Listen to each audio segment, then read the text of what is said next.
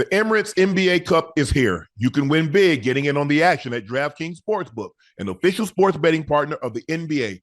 All 30 teams split into 6 groups every Tuesday and Friday, playing for the right to advance into a single elimination in-season tournament, culminating in the NBA Cup Championship in Las Vegas. First time, here's something special for you. New DraftKings customers bet $5 to get $150 in bonus bets if your bet wins. Score big with DraftKings Sportsbook. Every point counts. Download the DraftKings Sportsbook app. Use code MONEYMOVES. That's code MONEYMOVE for new customers to get $150 in bonus bet if your bet wins when you bet just $5. Only on DraftKings. The crown is yours. Did you know that feeding your lawn regularly builds stronger, more resilient lawn that naturally crowds out weeds? Scott's Turf Builder products provide year-round feeding with essential seasonal solutions for your lawn. Scott has a subscription plan that makes caring for your lawn easier than ever. They put their expertise to work by analyzing the location, size, and condition of your lawn to create a custom plan for your yard. And they'll ship you the right product to apply at the perfect time. By answering a few short questions about your lawn, Scott's experts will craft a program that's right for you and your yard. Visit scotts.com to learn more. Feed your lawn. Feed it. As a former NFL player, I know a thing or two about high performance, and that's why I drive the BMW 7 Series. This car has everything I need. It's big enough, comfortable enough, and luxurious enough to meet even my high expectations. When I'm behind the wheel of the BMW, I'm not just driving a car, I'm driving legacy. What I love most is the precision engineering, cutting-edge technology, and unmatched style. Whether it's spacious interior, the powerful engine, or the smooth ride, BMW makes sure every detail is on point. I trust BMW to deliver the ultimate driving experience, and I know you will too. So why wait? Head over to BMWUSA.com. Check out models like the sporty X3, the all-electric i4. Build your dream car today and join me in experiencing luxury and performance that only the ultimate driving machine can offer.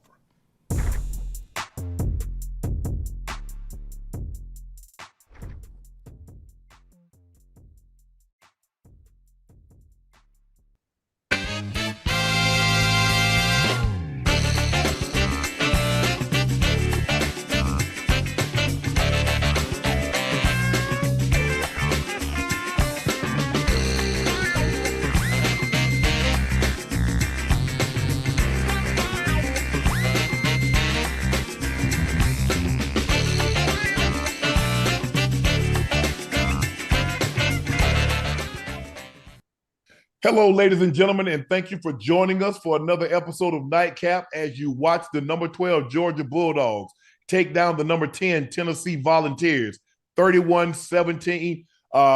Beck had a great night tonight, 25 of 43, 46, 2 touchdowns, a clean game as they win at home between the hedges, 31-17. I am your favorite Unc, Shannon Sharpe. He is your favorite 85. The route runner extraordinaire, the Bengal Ring of Fame honoree, the Pro Bowler, the All-Pro. Yeah. You saw him on the sidelines at the CU game earlier today. Now he's in Cincinnati. That's Chad Ochocinco Johnson. Just call him Ocho. Please make sure you hit that subscribe button. Please make sure you hit that like button and go subscribe to the Nightcap podcast feed wherever you get your podcast from. And again, thank you guys for the support over the years. Because of you, we're able to be who and do what we do. Thank you, our viewing audience and our listening audience, those that subscribe, those that repost what we do. Thank you so very, very much. Make sure you check out Shea by Laportier. We have an abundance in stock, realizing the holidays are right around the corner. We have Thanksgiving, we have Christmas, and we have New Year's Eve. To make sure you have a festive holiday season, make sure you order you a bottle of Shea by Laportier, and whatever you do, please drink responsibly. And if you're out, make sure you have a designated driver or call Uber or rideshare, whatever the case may be. Please go follow my media company on all its platforms. That's Shay Media, and my clothing company, 84, with 84 being spelled out. Our newest release just dropped last month. I was hell when I was well. I'll lie for you before I lie to you in the t-shirt form. Black Nightcap hoodies, and Stay With Me Now is also in the hoodie form. And of course, our bestseller, the Unc Ocho tees. We got a lot of requests to do it, Unc Ocho tee in black, and we have that. We just dropped that last week. Quantities are limited, so please make sure you grab yours while supplies last. Again, Ocho, The number 12 Georgia Bulldogs takes down the number 7 Tennessee Volunteers by the score of 31-17. The Bulldogs rallied from a 10-0 second quarter deficit thanks to 346 yards and 2 touchdown passes through the air, 1 rushing score by Beck. Securing a win moved them back into the CF College Football Playoff Selection Committee bracket after they had fell out after a 28-10 loss to Ole Miss. Tennessee first 3 possessions in the second half ended in a punt. Well, it's really simple for the Bulldogs. Yes, when sir. they take care of the football, they're as good as any team in the country. When they don't, they can get their ass whipped by any team in the country. Most definitely. I mean, from the previous games that I've watched Georgia play, it all came down to Beck. It all came down to the quarterback. And when the quarterback play was abysmal and he turned the ball over, those are the games that they happen to lose. Tonight, no turnovers. They played well. Now, Tennessee did keep the game close for the majority of the game. From what I saw after I landed, obviously I tried to watch as much as I could while I was on the plane traveling from Boulder, to Cincinnati. So, I mean, it was kind of close. And then, obviously, at some point, the better team, they ran away with the game. Yeah. If you go back and still look at Georgia, there are 3 games, and there are 2 games I know, and I think back to back, in which Beck threw 3 interceptions, and they still won those games. Still won. Because they're the more talented of the team. But when you play teams that's on your level and you turn the ball over, you get beat, a la Alabama, a la Ole Miss. And so that's, and if they make it to the college football playoff, clearly all those teams will be on their level. As long as he takes care of the football, they have a chance to go very, very far. When he doesn't, he plays down to their level, maybe even underneath their level, you can get beat. But the Bulldogs seem to be right in the wrong of last week as they win 31-17 over Tennessee. Tennessee looked good early on in the game, but like you said, Ocho, in a 17-17 ball game coming out of the half, you want to try to get some momentum, and they couldn't get anything going. 3 punts, 3 second half punts to start it, and Georgia got the lead and didn't look back. And so give the Bulldogs credit, give Kirby Smart credit for having his team ready to play. They're going to be tough to beat at night between the hedges, and they come away with a 14-point win over the Tennessee Volunteers by the score of 31-17.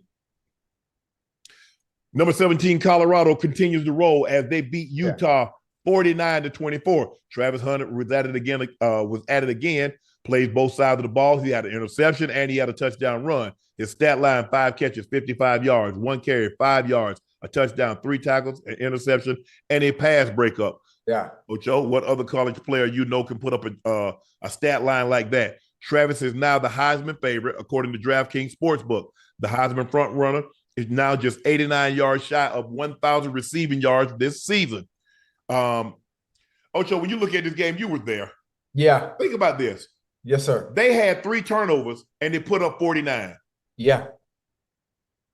That tells me that's another 10. Let's just say, for the sake of argument, that's another 10 to 14 points. So you're looking at a 59. You might be even looking at a 63-point game minus those turnovers. I thought Shedeur started off a little shaky early, but he got it going. And that's the mark of a great player, Ocho. Yes, when you can't play, when you can play, you struggle early. You don't play your best football early, but you turn around and you look at the stats. You're like, hold on, that man was 30 or 41 for 340 and 3 touchdowns. Yeah, he was. Yeah, but there was a long lull in between that, though. Yes. There was a long lull in between that, and I remember being in the team meetings yesterday. Obviously, let me talk about my experience in Boulder. For one, I want to thank Deion Sanders. I want to thank Prime. I want to thank obviously the Colorado staff, the players, the program in general, and for the hospitality. They rolled the red carpet out for your boy. I rarely go anywhere, so I had a Saturday off. I had the opportunity to go out there.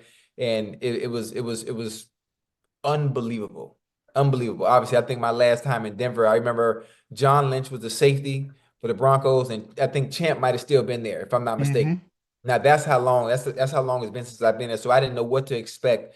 And I mean, it was just as beautiful as I remember from back then. Anyway, on to the game. The first quarter, I remember in the team meeting room, one of the first things Prime talked about, or there was the offensive coordinator, I want 14 points in the first quarter. I want 14 points in the first quarter. I don't want any turnovers. They got the 14 points in the first quarter. Turnover in the first possession, though. They did have a turnover on the first possession, Outside of that, now there was a lull in the game, I think maybe between the second and third quarter. At some point, They got it going a little bit, but there was too much talent, and I hate when they allow teams to stay around too long. Yes, I yes. We hate when talked they about allow that teams last to week, stay around Ocho. too long, man. There's no reason Utah should be able to hang around that long and make the game look as close as it was. I love how now all of a sudden the conversation. Now, when Deion was getting beat last year, everybody was talking about it. I told y'all. Now they win it. Oh, the conference ain't any good. Oh, Utah on their third quarterback. What, 8-2? So is every team that they beat on their third string quarterback? Right. If every team they played isn't any good? Because that seems to be the narrative that y'all want to paint. Y'all do anything y'all can to try to undermine the man's credibility in what he's been able to do. You're talking about a team that was 2 years ago, they won one game. Last year they won 4 games. And all y'all had your pom-poms, you had your skirt up in there, kicking your heels. I thought you were the Rockettes celebrating. Now you're going radio silent. Now you're talking about they're on their third string quarterback. But had they lost, what would you have said? I told y'all the Colorado isn't good. I told you Deion can't coach. You made that excuse. Well, Shedeur's not any good. He's at Jackson State. He wouldn't be doing that at a Power 5, but that dang it, he's doing it at a Power 5. Oh, Prime can't coach. He's doing it at HBCU. Well, he's doing it at CU. He's doing it at a Power 5. Now the conference isn't any good. Yeah. Listen, I've never seen it so that you'll do that people would try to say and do anything they can to try to undermine a man's credibility, his ability to do what he's done with the team. He told y'all, he said, we coming. Give us some time. But y'all want the man. Nick Saban didn't go to the college football playoff. He didn't go to the national championship game his first year. Yeah. Y'all gave him grace. Y'all didn't say when he was started winning, oh, the teams ain't any good. So why y'all do that with time? Well, you know why. And for one, you have to think Prime marches to the beat of his own drum. Prime has his own style of coaching. Prime doesn't follow the script on the way coaches should act and behave in a certain manner. He does it the way, and it works the way he does it. Everything he's done, you have to think about Prime, from whether it's the football field, whether it's playing baseball, whether it's playing football, whether it's coaching, everything he does and touches, it turns to gold and has success coming right behind it. Sometimes it might take a little bit. It might take a little time. But in Colorado's instance, for example, hell, Unc, they in their third year, Unc. He done turned a collegiate program around 2 years. Well, you know how I don't think people understand how difficult that is to do. How you gonna get players to come to Boulder, Colorado? Because a lot of times, Ocho, you have to get your type of player. You know the type of player that you want. Right. Okay, this is the type of player I want as a wide receiver. These are the type of running backs that I'm looking for. These are the type of O linemen. These are the type of D linemen. These are the type of skill position players that I'm looking for. Right. And you might have a few on your roster, but when you go 1-12, ain't a whole lot of good ass players on that roster. I'm just gonna tell you like it is. I mean, you go 1-12. There's not a whole lot of good players on that roster. And so he basically had to flip the roster. Yeah. And he didn't do it traditionally. He had to go through the portal. You know how difficult that is, though, Unc? Yeah, hell yeah, I do. People saying 1-12, and then you have to deal and think, Unc, we in the NIL era. So that makes it even that much more difficult to compete with the teams or the schools or the boosters. Because see, you ain't got that NIL money. Yeah. Not like that. I mean, they have some, but they're not competing with the SEC teams. They're not competing with the Big Ten teams. They don't have that kind of money. When you look at the top 20 programs, they're not even close to that kind of paper. Right. It's different. And so when you look at I'm happy for him. Yeah, I'm biased. I've known him 30 plus years. He was in my Hall of Fame class. We worked together. And so I have a great relationship with it. But I don't have a problem giving somebody credit. Yeah. I think that's what you should do. If somebody, you don't give them what they deserve. You give them what they earn. I think he's 8-2. Yeah. 6-1 in the conference, no matter what. So the conference isn't any good. So why the hell they picked them to finish second to last in the conference if it ain't no good? They said they were gonna pick. They'd be lucky to win 4 games. Yeah, they're gonna finish second to last in the conference. In that bad conference that y'all say bad, they were picked to finish second to last. Now they're tied for first in the conference. Now what? Yeah, listen, whoever they may be, will always continue to discredit Deion because of who he is. Yeah, they don't like the way. It's because of who he is. That's all. Because if it was And anybody else that was able to do something like this, of this magnitude in such a short amount of time, the praises would be just as high. The praises would be just as high because, oh my goodness, you know how impossible it is to do something like this at a program in such a short amount of time. It's commendable. Nobody wants to sing him his praises simply because it's him. Take out the personal vendetta that you might have against Deion and give the man his credit that he deserves for what he's been able to do. sometimes people have a problem with a black man being outspoken. Wait a minute. Whoa. Let me give a pen and paper because I know you're going somewhere. I know you're going somewhere with this. You know how it is, Ocho. Yeah, We're supposed to be humble. We're supposed to be thankful that we just got an opportunity to do that. How dare you be so boisterous? How dare you be so outspoken? Come on now. Why you can't be coach-like? Why you got to have chains? Why you got to have Prime on your sleeve? Yeah. Why you got to have a cowboy hat when you do interviews? Yes, sir. Yeah. If you qualify for the position, right? If you qualify for the position to be a leader of men, to be a head coach, and you got a little melanin, you have to qualify and be times 10 or greater. Yes. In your counterparts. Correct. Yes. Let me go somewhere real quick. Think about Obama as a president. Yeah. Obama has to be not only qualified, but he has to overly way. He has to carry it a certain way. He can't have none of the shenanigans that 45 is able to get away with. Oh, that's not rolling.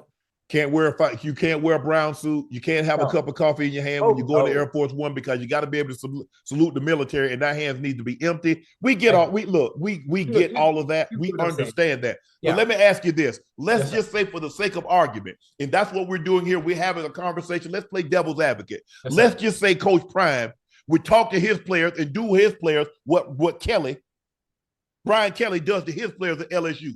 What would be said? It'd be the headline story. It'd be the headline story. He can't get away with that. Huh? You understand? He doesn't have the listen, Unc, he doesn't have the complexion for the protection. There's certain things that he can and can't do. Now, he would get chastised for that type of coaching. Of course. Now, I'm not sure if Brian Kelly's history is that of screaming at That's his history. Okay. He's done it everywhere he's been. Okay, so that's him. And people would be used to that in that style of coaching, but Prime can't do that. Has Prime not been like he's been everywhere he's been? How you think he got the name Prime Time? Right. Somebody just magically came out his butt.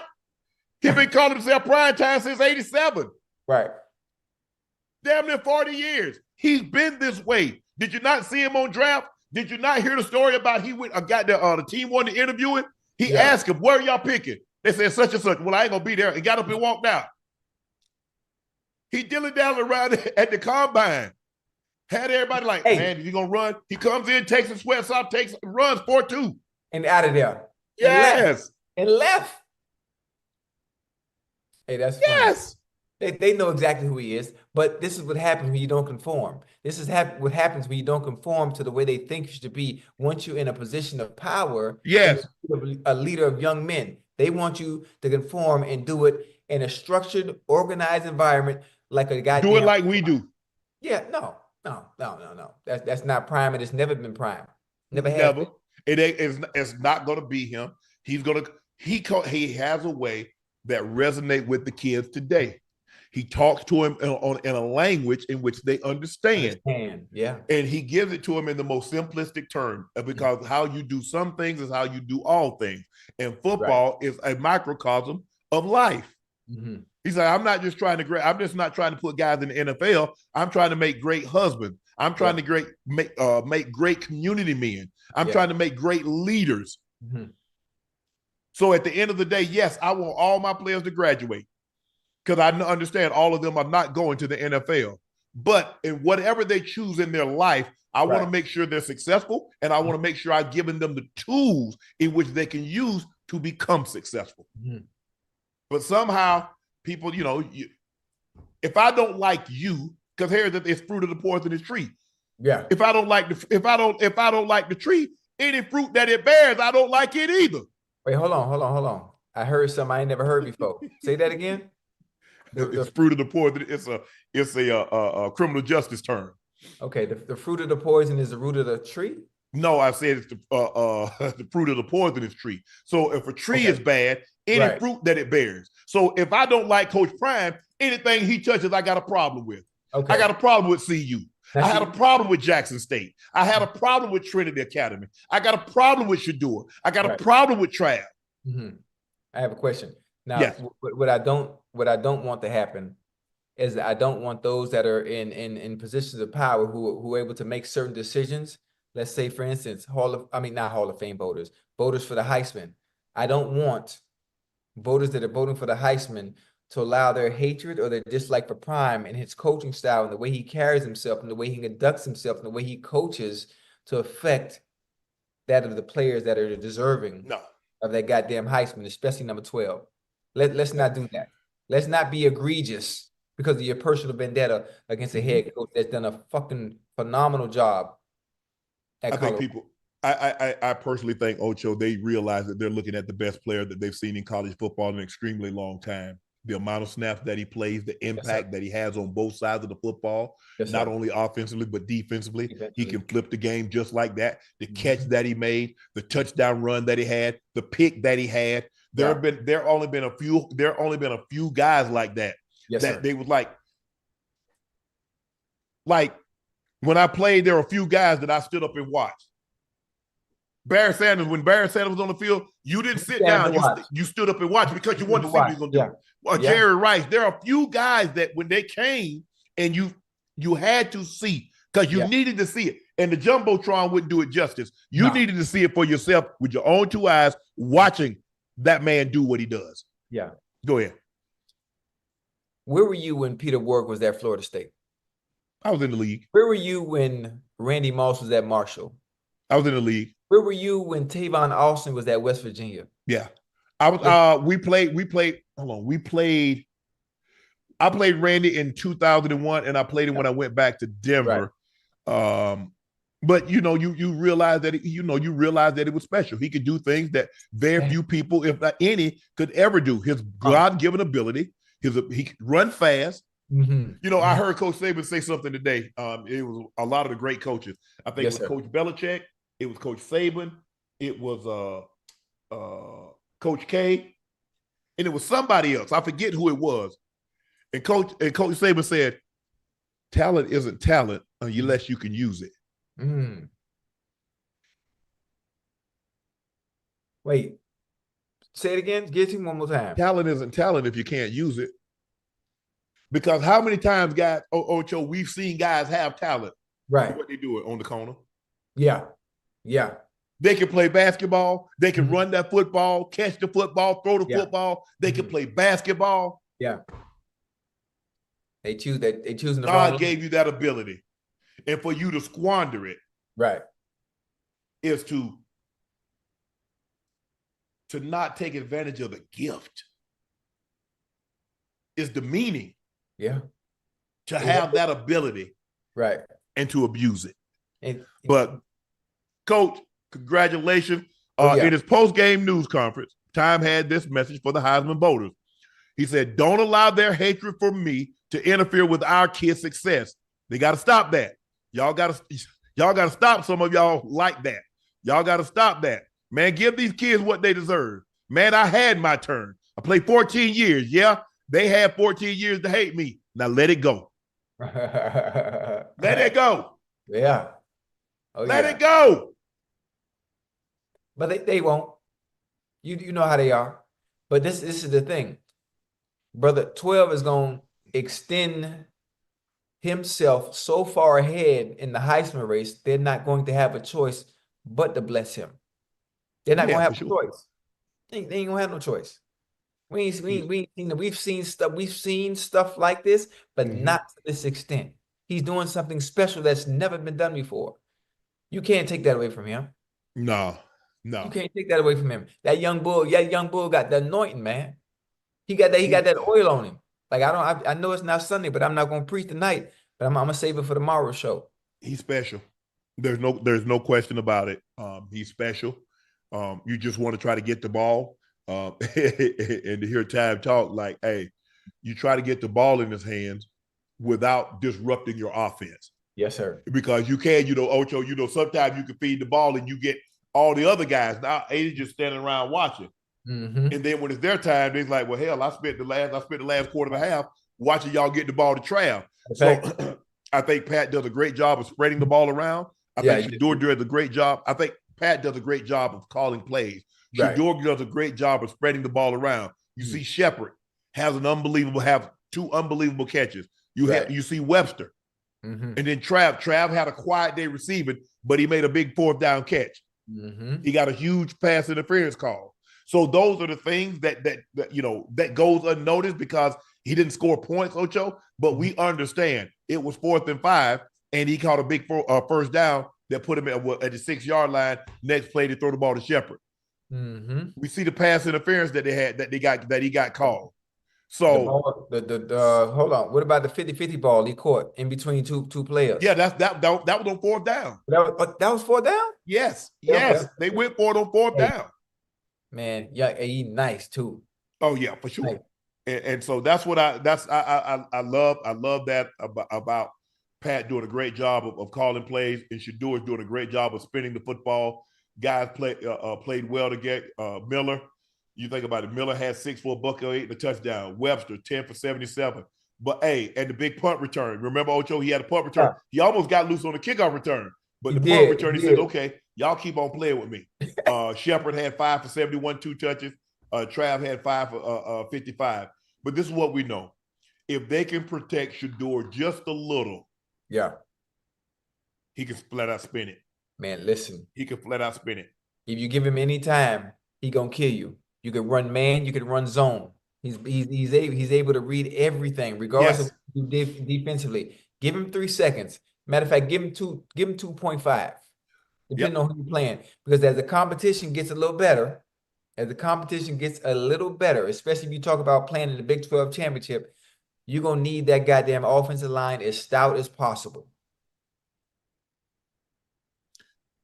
Florida defeats LSU 27-16. Brian Kelly goes in on Chris Hinton Jr.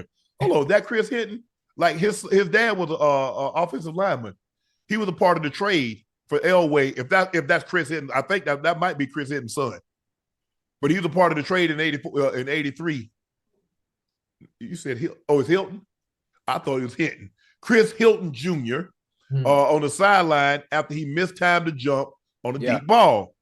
Be effing coachable. Who the F do you think you are? LSU, 3rd straight loss. LSU's lost to Florida for the first time since 2018.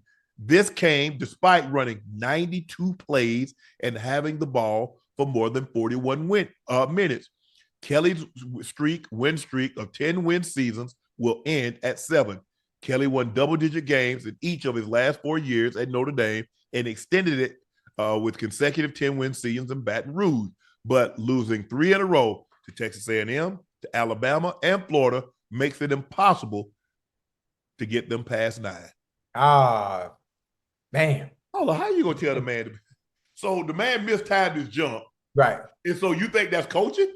But you know what the funny thing about it is, the coaching part that he's talking about is not coming from just missing that jump. This is a accumulation of things that he probably have done wrong, and they keep talking to him, and he keep making mistakes. And because he's not listening to the coaching, they think the coaching and the mistakes that he's made previous to that play is why he said what he said.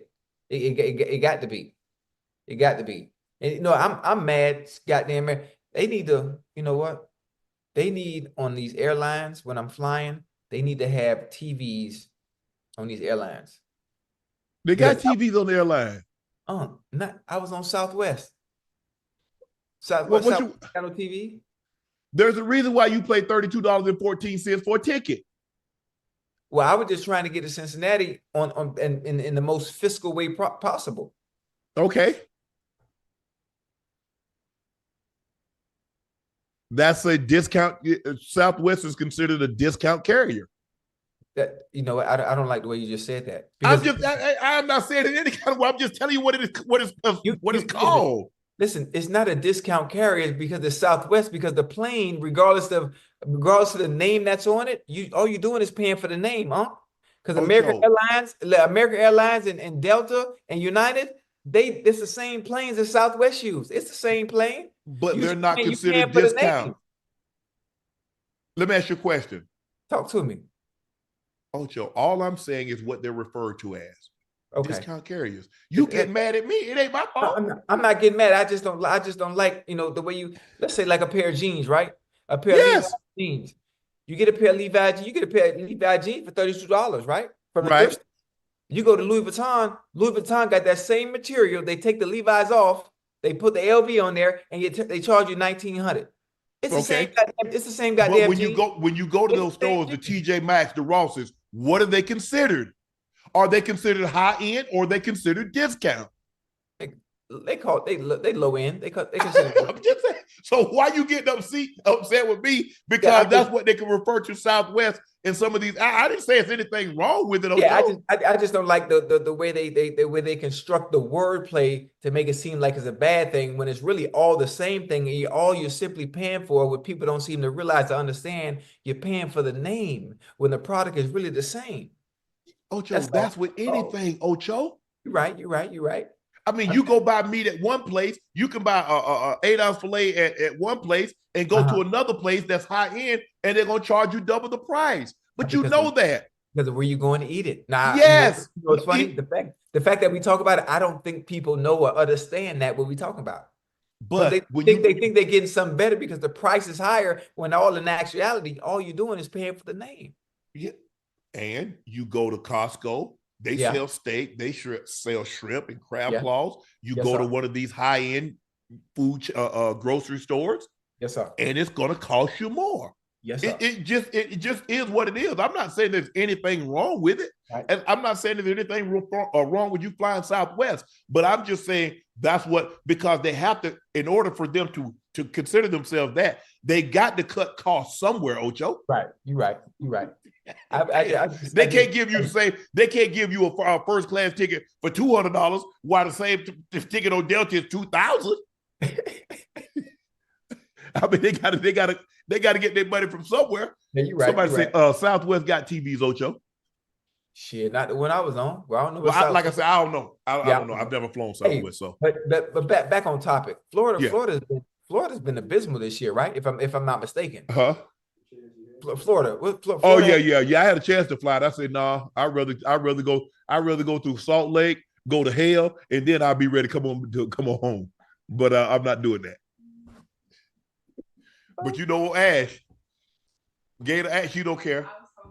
Hey, that's okay. Hey, see it like this here. And she was late coming to work because she was all cramped up, couldn't move.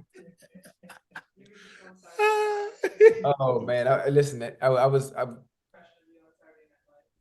was Jay Farrell. My old faithful. There were no Spirit Airlines that would get me in time from Boulder. Y'all in bankruptcy, so I don't think you're gonna be able to fly them anytime soon. Who in bankruptcy? Spirit. You know the game, huh? You filed bankruptcy so you to get yourself out of debt. They ain't had to pay. How you getting in debt? We gonna be all right. How you getting in debt? I mean, with that, no, the airline business is tricky, huh? It ain't tricky. The airline business, just business in general, is very. I mean, I hear other airlines say they having a record-setting years. Like who? Delta.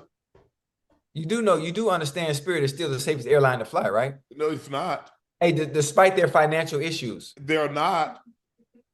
Just because you said don't make it true. Because you can read the report. Read the report. Pull it up. Reports. Pull it up. Pull it up. Okay, I'm gonna let you have that one. Because we. But I think there was a situation where another player from LSU was yelling at Brian Kelly on the sideline. Whoa, they cut away. But here's the thing. Here's the thing. Now, when he was reaming out the coach, when the coach was reaming out the player, they kept the camera on it. Yeah. But as soon as the player started giving it back to him, they cut away. Oh yeah. You know they're gonna do that. No. My parents and loved ones had to see you ask me what the F am I doing? Right. Asking me who the F I think I am. Right. I would rather the cameras cut away from the player as opposed to coach, because I'd rather the camera save the player because they're gonna use that against him when it's time to go in the draft. So when they gonna use anything against Brian Kelly? They ain't use it when he was at Cincinnati. They didn't use it against him against Notre Dame. But you see what they're doing? You see what they use it against? He has a complexion for the protection. He can do that. You see what they use it against? Yes, sir. Yes, sir. Hey, it's cold in here. Let me turn this AC off, man. Golly. Number 1 Oregon Ducks survived in Randall in Madison, Wisconsin at Camp Randall. They beat the Badgers 16-13. Jordan James rushed for 115 yards and a tying touchdown on 22 carries to help the Ducks win their first 11-game season and for its first 11 games and for the second time in school history. Wow. The Ducks also won their first 11 games in 2010, went on to reach the BCS championship game before losing to Cam Newton-led Auburn Tigers. Oregon won by outscoring Wisconsin 10-0 in the fourth quarter. The Ducks also erased a fourth quarter deficit in victories over Boise State and Ohio State this season. The Ducks, quack, quack. Hey,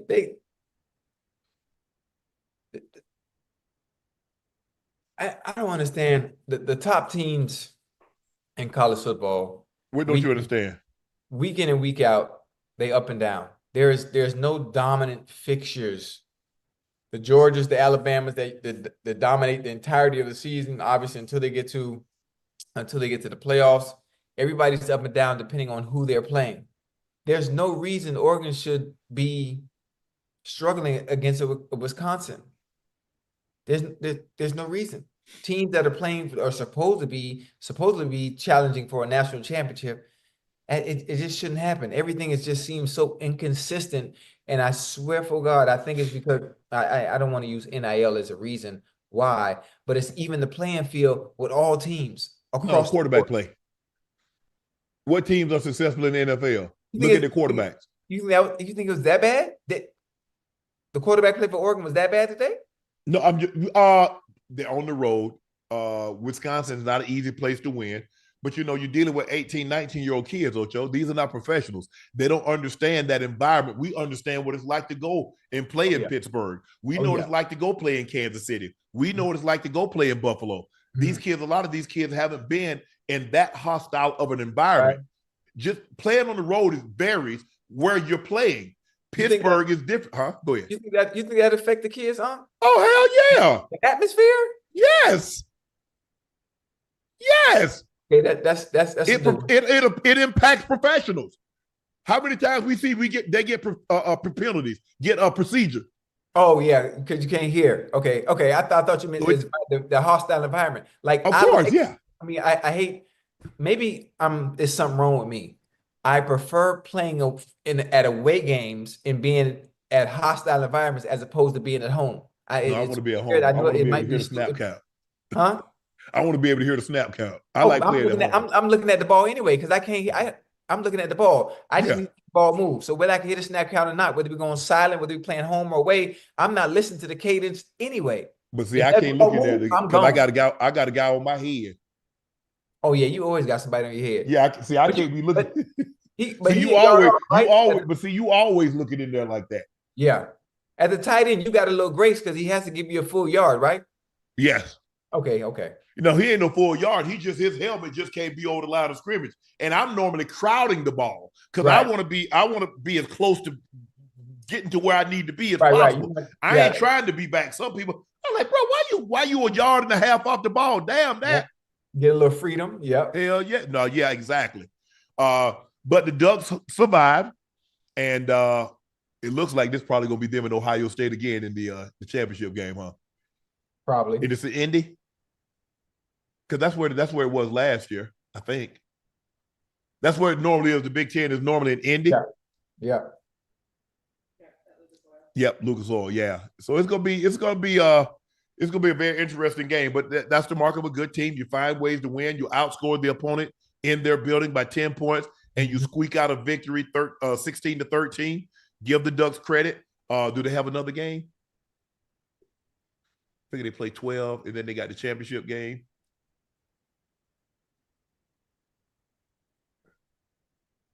I think but they still have 3 games left. They play yeah, they Civil play War, Washington. They got Washington next week. and Then they got the Big Ten championship. In 2 weeks, they got to buy next week. Okay. they got to In play two Oregon weeks, they State got first. Washington, and then they got the Big Ten championships. Go ahead, Ocho. They got to play Oregon State though, right? Or they already had Civil War. They already beat y'all. You ain't have to say it like that. They think about taking y'all off the schedule so y'all ain't no competition. They beat y'all 49-14, just like they did when you was there. You sure? Yeah, I'm sure. Actually, when I was there, the 4 months I was at Oregon State, we did win Civil War. We won that game. Just FYI, just throwing that out there. I think they might have canceled it. They felt bad for y'all. Ashton Jeanty ran for 159 yards and 3 touchdowns as the number 13 Boise State Broncos beat the San Jose State 42-21. Jeanty, 159, 3 touchdowns, set school records for rushing, for yards rushing in the season. So what's he at now? A tick under 2,000.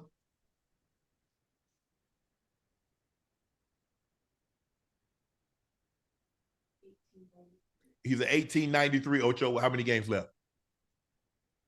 There's 3 games left, ain't it? He got 2 games in the regular season. He gonna hit that 2,000. Oh yeah, he gonna get to 2,000. No, the question is he gonna get Barry's record? He's about 707. He's about 736 yards behind Barry. So will they count the playoff? No, they do. They do. He's not gonna. That's a lot. That's almost a full season worth of work in a 3-game span. The question is he going to make the college football playoffs? Because they got 2 games. Do they have a conference? Do they have a conference championship? Yeah. People talking about the Cowboys go draft Jeanty. No, they won't. That's too obvious of a pick. A running back going that high? Yeah. They have a conference championship, so they got 2 plus the championship. And I'm assuming they're going to be in it. Yeah.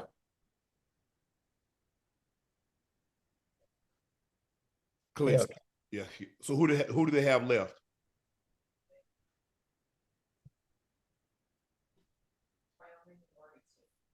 Oh man, he about to go for 300 against Oregon State. Oh, they play us last? It don't matter. In Corvallis, they can play y'all on the moon, can play y'all in the parking lot. He going for 250. I don't think so. He might go for 120, but I don't know about 2-0, not on us. Yeah, on y'all. But see, the difference is how many games has he played now, Ash?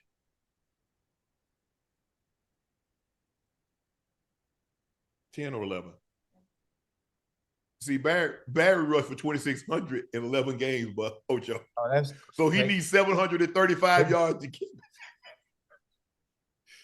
Is 700 yards rushing possible in a game, in a college game, Ocho? No. And if it is, the conference is, you know what? I'm not gonna say that. Yeah, I don't think. But the kid's playing. He is having an unbelievable season. Yeah. He's going to win the Doak Walker, which is the best collegiate running back in college, and rightfully so. Do I believe he's going to get invited to the Heisman? Yes, I do. I believe he get invited to the ceremony. But it's my estimation that Travis Hunter is the best collegiate football player. Absolutely. That's no knock on anybody else. No. I mean, listen, no disrespect, but a blind man can see. A blind man can see what Travis doing is special and deserves to win the Heisman. It's deserving. Like there's no hate. There's nothing you can say. You can't talk about, oh, he's padding stats and like I saw all kind of stuff on Twitter today from certain people, certain analysts talking about, oh, the numbers he's putting up. He's putting them up in garbage time when the game doesn't matter. Like, come on, Trav. Yeah, man. Like, come on, man. You're just trying to find any type of angle, just any way to be negative. If you watch the game of football, whether it be college, high school, NFL, what Travis Hunter is doing is special. Stop with the shenanigans and trying to find something negative to say. God. Yeah, I agree. Ocho, Deshaun Mitchell had a hell of a game. against Benedict last week. He had 12 catches for 227 yards and 2 touchdowns. Why is that important? The 227 yards in a single game set the record by a Savannah State receiver, breaking the record held by Shannon Sharpe, set in 1989, of 7 catches, 221 yards, and 2 touchdowns. Hey, you got to go suit up. You got any eligibility left? You got to go get it back. No. I'm glad, Ocho, that hopefully I inspired him. I mean, look, for the most part, I'm probably the most famous football player to come out of Savannah State. And I'm glad I can inspire him because I didn't really have anybody to look to. Because there was really no numbers, Ocho, that I could like, man, I want to get that. Right. I mean, there wasn't nothing like that. And so for him to go get that, I mean, like I said, I'm surprised that he hadn't got it yet. But after 35 years. Dude, salute the young boy. John Mitchell, congratulations. And he's first team all conference as a receiver. I think he had like 49 catches, 913 yards, and 9 touchdowns. So anytime a Savannah State Tiger does something at the wide receiver position, at any position, he's a Savannah State Tiger, bro. I'm proud of you. I salute your success. Congratulations on everything that you've accomplished. The breaking of my record, being first team all conference, Savannah State, baby. That's what we do. There's a very cool story coming out of Tennessee. Money Williams lit up the number 11 Tennessee on Wednesday night, scoring 30 of Montana's 57 points. Wow. 57 points on 8 of 15 and 4.73. He was incredible. Off the court, Williams had a pretty rough year. He lost both of his parents since November, and now he and his older sister are having to take care of his 3 younger siblings. Vols beat writer Mike Wilson posted Williams' GoFundMe after the game, and the donations have been pouring in from Tennessee fans looking to help. Tennessee fans have been donating thousands of dollars, and $128,651 have been raised with a goal of $150,000. That's dope. Wow. That's dope. That's very dope. That's really dope. I think that I'm not sure if that story in itself has been made public or as far as globally, statewide, but that can extend way over the $150,000 mark. Oh yeah, for sure. I'm sure it will. Way over the $150,000 mark very, very fast if the right outlets push that story. Yeah. Damn, that's convincing. It is.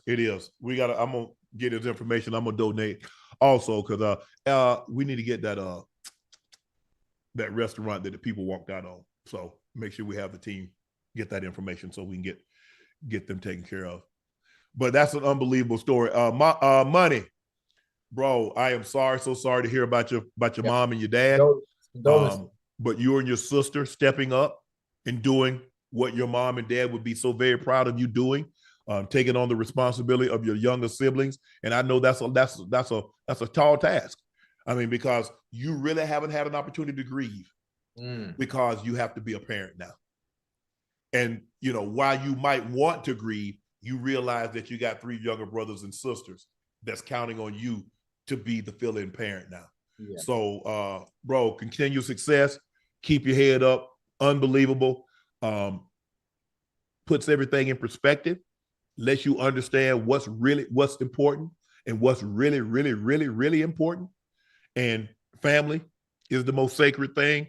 And I'm glad the Tennessee fans are doing what they're doing. But let's go ahead and get that thing on up to a couple of 100,000, maybe even 500,000. Mm-hmm. So, Money, we got you, bro. Jerry Jones believes Jason Witten could be an NFL head coach. He has something you can't draw. It reminds me of our other tight end head coach in Detroit right now. Oh, Lord have mercy. Ooh, Ocho. What you want to bet? What you want to bet? What you want to bet? You hear him talking? Hey, at what point does it end, huh? It don't. At what point does it end? Like, how do you give the fans what, you know what? I'm gonna let you talk about it, man. You told me not to say much when it comes to Jerry, so I'm gonna let you take the floor. Reminds me a lot of our other tight end. He's a head coach up in Detroit right now. That's why you cut him. Oh, but anyway, should there be any comparison to Dan Campbell? Do not compare Dan Campbell and motherfucking Jason Witten. Don't do that. Don't do that. Now, Jason Witten was a great tight end for the Dallas Cowboys for many years, put up some great numbers. But yes, from a coaching standpoint and a coaching perspective, Dan Campbell is a different type of coach. There are very few coaches in the NFL like Dan Campbell. I can name maybe like that, like player-friendly coaches that you just want to run through a wall for. mm-hmm. Campbell, Dick LeBeau, if you ever played for Dick LeBeau, if you've met Dick LeBeau, your Mike Tomlins, your Harbaughs, your Mike Shanahan. No, not Mike. Did I say that right? Kyle Shanahan. Yeah. The young one. Player friendly, understandable, play the game, understand the game. There's a certain energy, certain aura that they bring to the culture. You know, just don't do the comparison. Don't come on. Jason Witten, Dan Campbell, and this is no knock on Jason Witten, the football player. But from a coaching perspective, he doesn't even have that type of mentality. Mm-hmm. He doesn't even carry himself the same way as Dan Campbell to be compared to him. Like, what are we doing? Is the Cowboys on the bye this week? They've been on the bye all season. Oh, they play the Texans. They've been on the bye all season. What you talking about? For sure, for true. And people talk about the shit they tank. No, just keep doing what you're doing. You get the first pick. You don't need to do anything different. What you mean to tell me? Y'all can play worse than what y'all playing? I mean, in order for you to be as bad as the Cowboys is, you got to practice that, Ocho. Yeah. I mean, you got to go out there and practice to try to lose. Say, no, look here, check this out. When that man hit that hole like there, I need y'all to step to the side. When I throw you the ball, you hit it up in there and let somebody pick it. Right. Man. Larry Csonka is once again getting calls about another team that's trying to join the 72 Dolphins as the NFL's only undefeated teams throughout the season. That's regular season and postseason. Csonka, a Hall of Fame running back who powered Miami to back-to-back world titles, in addition to helping the 72 Dolphins go 17-0, sees similarities between the teams and his team and the 2024 Chiefs.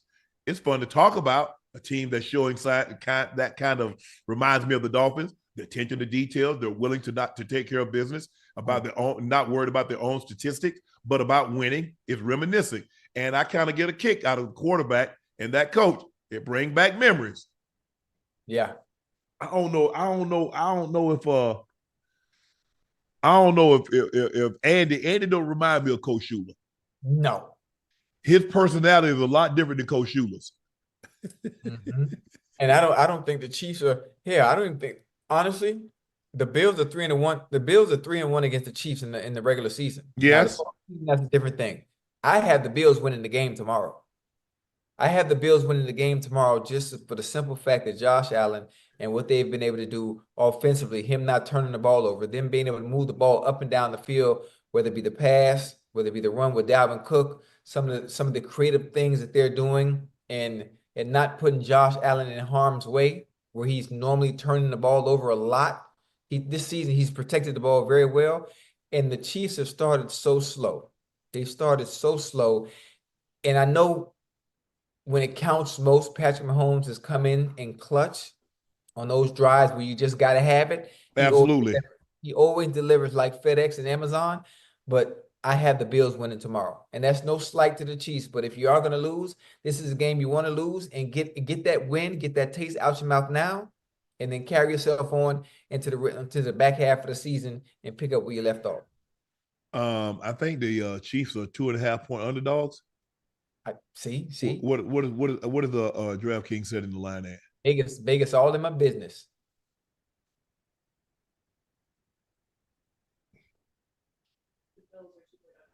The Bills are underdogs? Wow. What? Yeah, well, I thought so. Yeah, that's what I thought.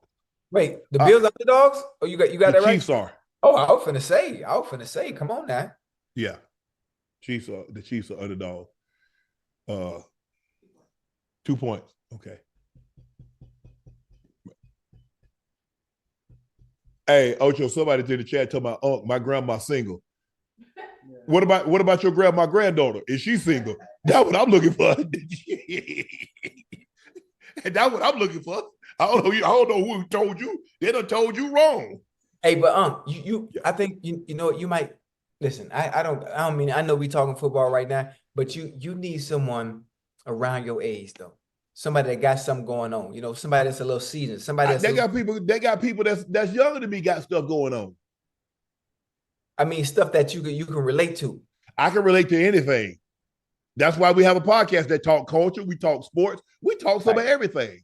You sure? Because you know, if the younger you go, you know, they like to be outside, They like to be outside, you know, at the strip club. I'll be outside too. You just don't see me. See, Dad, I'll be outside too. Yeah, I'll be outside with them. Okay.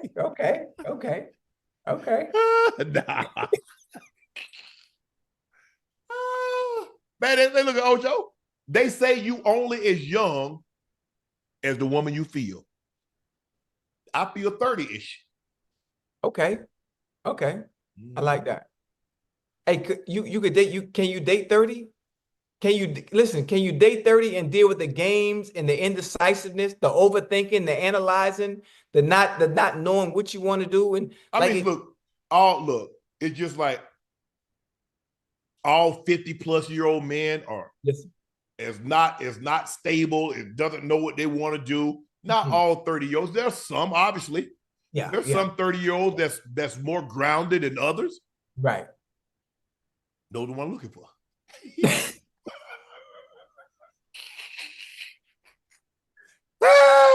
Yeah, Ocho. Yeah, Ocho. See, you stuck inside.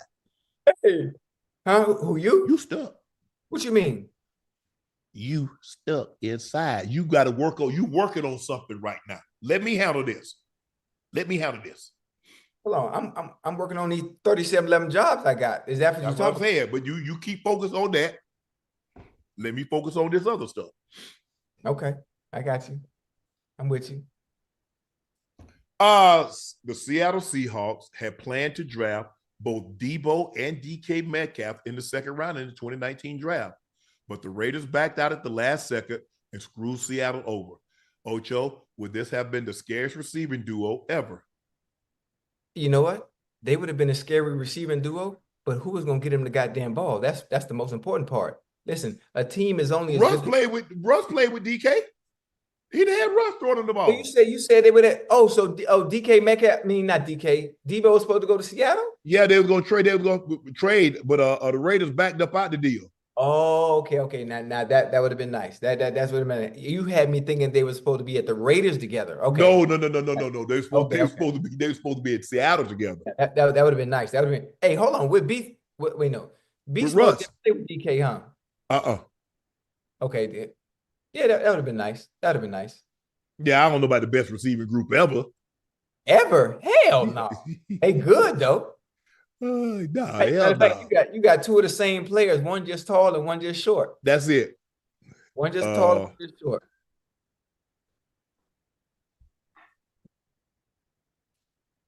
Ocho, in Netflix first live stream professional boxing event, 60 million households tuned in to watch Jake Paul face Mike Tyson. The 27-year-old Paul defeated Mike via unanimous decision.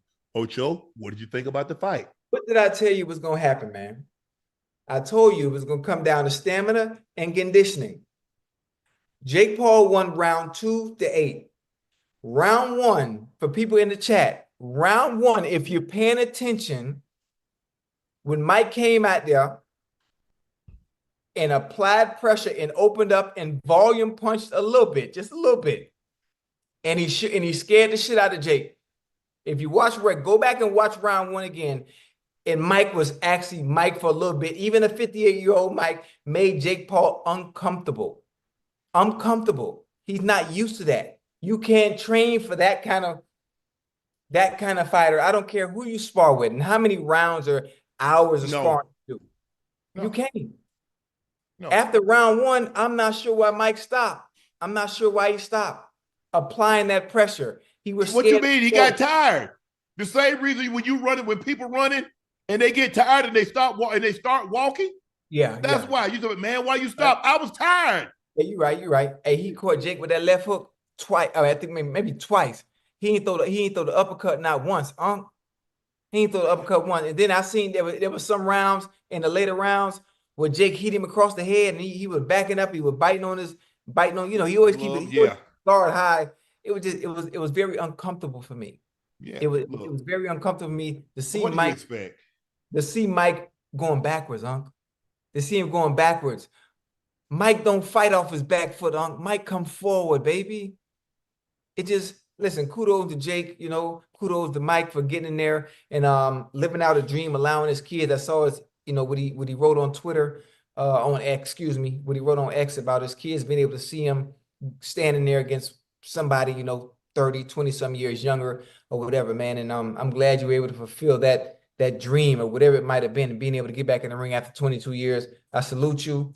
But I mean, Unc, it is what it is. It wasn't what I thought it would be. It wasn't what I thought it would be. I think Jake, he stepped off the gas a little bit in the later rounds, so he wouldn't knock Mike out. If he wanted to, if he applied pressure, he could have knocked Mike out if he wanted to. But he didn't. So I mean, it was cool, but it wasn't what I thought. It wasn't what I thought it would be. I didn't get the It's Mike I thought exactly I what I would thought it be. would be. Yeah. If you look at Man, Mike 60. training, if you look at Mike training and hitting the pads with that The pads don't move. that velocity, yeah, even the pads don't move. But listen, it's different. But we didn't even get that.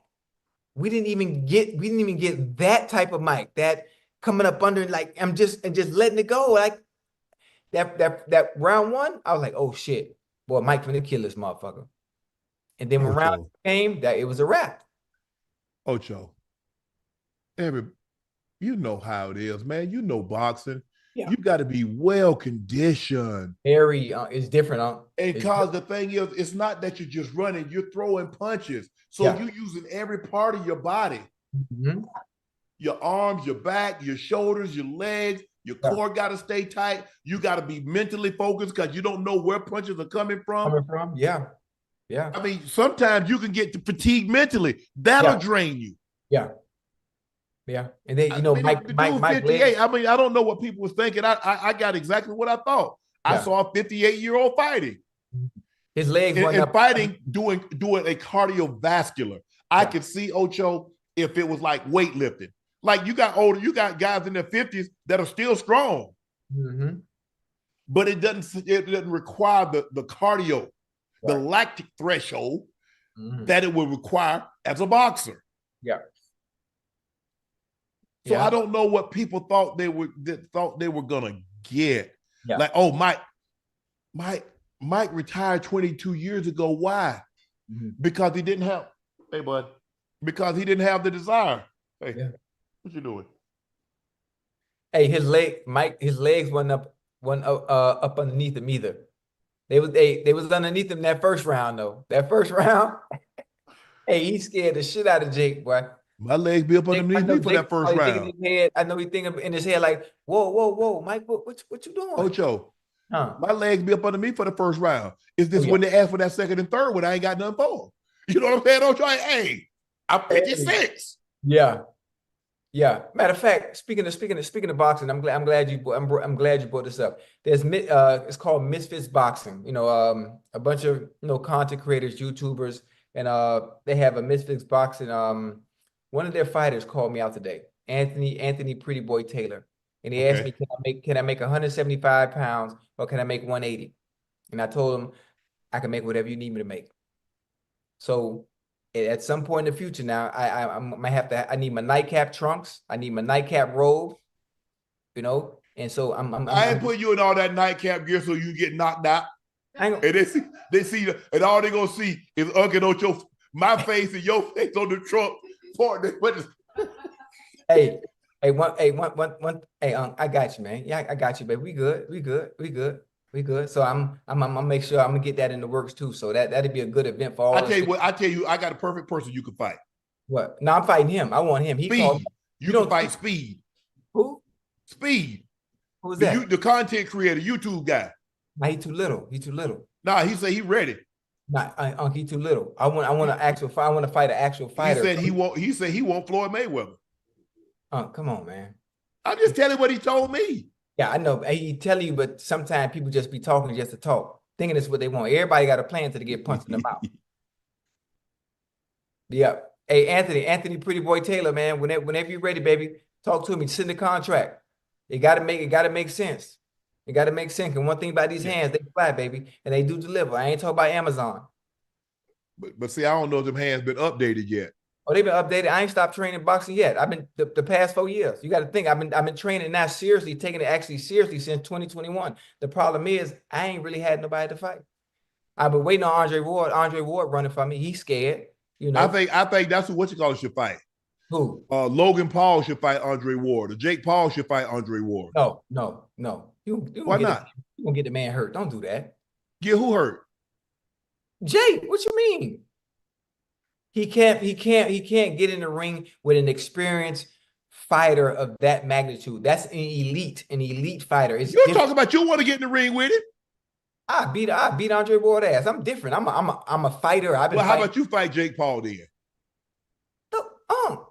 How?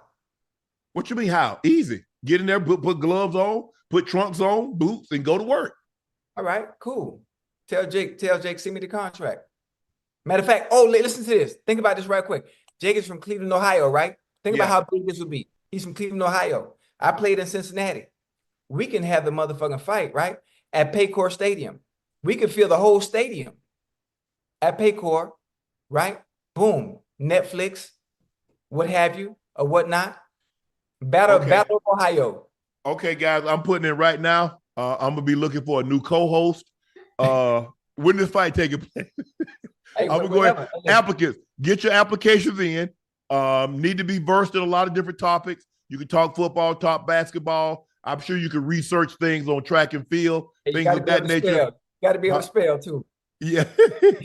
Now that's your segment. We're not doing spello anymore. And culture related.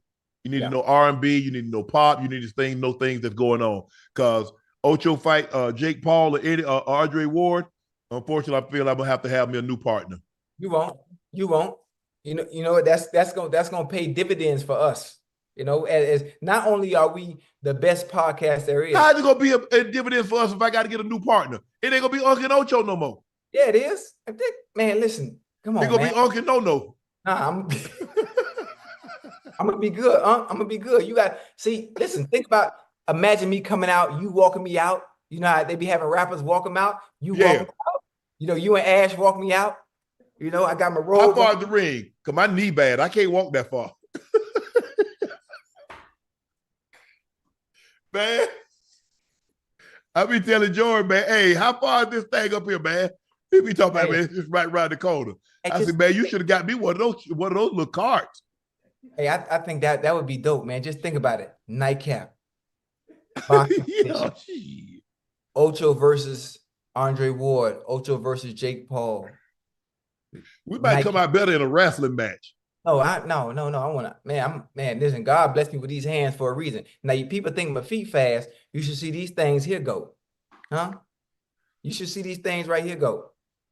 But anyway, okay, we back on subject. But first of all, I'm glad Netflix had this so they can get the kinks out because I don't think it's gonna be that many people watching football on Christmas, but it just goes to show you, I mean, they ain't gonna have no 60 million people watching. I mean, maybe what you thinking? 12, 14, 15 million? Yeah. So it's Jake has done a hell of a job. Jake has done a hell of a job to be able to get that many people to tune in to a fight like that. Yeah, I mean, you think about they have like 70-something thousand at AT&T Stadium? Oh, yeah. To watch a 27-year-old fight a 58-year-old. Yeah. Commendable. Jake, very commendable what you've been able to do over the past 4 or 5 years. Commendable. Who do you think Jake should fight next?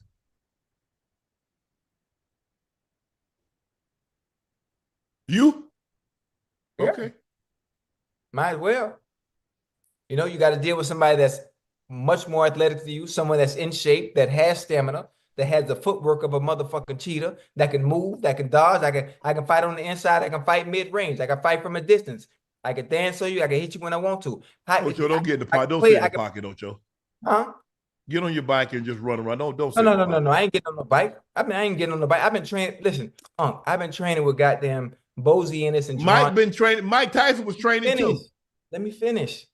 My confidence is out the roof right now because of the people in the tutelage who I've been able to train with and absorb information from over the past 4 years. You hear me? Yo, so I ain't listening. Hold your head up now. Hold your head up now so you can see what I'm talking about. All right. Listen, when it happened, and the first thing you say when we come on the show after that fight, the first thing you're going to say is, boy, you was right. You was right. I didn't know you had it like that. Yeah. I told you. I don't just be talking. Well, I hope that's the case. I hope Real ain't rubbing your mouth like you swap. No. Wait, who? Real. He left me. She'll be there. I mean, something happened to her. She'll be back. She'll be back. She ain't gonna let you go out like that. She still care. How you know? Because she does. You don't be with somebody as long as you two have been together, and then all of a sudden your feelings just go away in 2 weeks or 3 weeks or a month. She still care. I mean, just like you still care. And you know, hey, everybody tries to put on a brave face. I'm doing so good. But when you're alone in your private moments, I know, hey, everybody's going through it. Everybody's going through it. Been there, done that. I don't know. Even when you talk to them, I was good before I met you. How you think I got this far? I didn't know you. I didn't know you till I was in my 40s. So what did I do the first 40 years? So you hang on the phone. Damn, babe, I miss you. I sure wish you come back.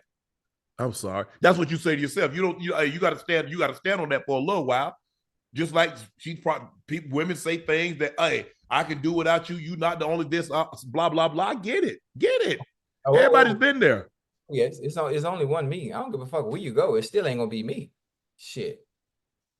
You can go high, you can go low, you can go in the middle, but it's still me. It's only one me. It don't matter. It don't matter what you get. You still ain't gonna get this. Shit. I still look. I think both of you guys realize. I think both of you guys are special. There's only one Rail. There's only one you. There's a reason why you guys got together. Something brought you guys together. Yeah, you've had issues before, maybe not to this magnitude, but hey, things happen. But at the end of the day, it's going to take two people getting into a room together, two people having a conversation, and whether or not this is something that you two really want. That's what it comes down to. One can't want it, the other, and you either got to go all in or not. But it's not easy. I know when you've been someone, I've been in relationships where I've been there a long time, and hey, and when it's fresh, whoever party, hey, sometimes, hey, I've messed up and try to flip it. I don't care. Leave. Damn, baby, please don't. I'm saying to myself, please don't work at that door. Hey, remember that Martin episode? When he tried to get mad, he said, Gina, leave. I don't care. Get out of here. Tell her to get to stepping. But I'm good. I'm good though. Listen, I got a singular focus right now. I got a singular focus. It definitely helps when you have something to occupy your time. You stay busy. Listen, my energy and my time is devoted to Nightcap. You know, it's devoted to Inside the NFL. It's devoted to Apple. It's devoted to Pepsi. It's devoted to all these things, all these blessings where my cup is runneth over. That is my singular focus right now. It's devoted to DraftKings. I mean, I can keep going, you know. So I got to stay aligned, you know, and I got to stay anointed, you know, because God done put the oil on me, right? He done put the oil on me. Now, he's blessed me in a way that I couldn't imagine. You do realize Rail was in your life when all these things happened. Come again, press play. Rail was all in your life when everything that you just had happen. The Apple, the DraftKings, the Pepsi, the Inside the NFL, the this, the that. You know who's by your side, right? Okay. I'm just putting that out there. You do that what you want to do with it, but I'm just saying, we understand. LeBron James, 4 straight games of triple doubles came to an end tonight, but they still got the win. The Lakers still won over the Pels, 104-99. LeBron did not have his best shooting performance, but when they absolutely had to have it, he made 2 big threes, including the silencer.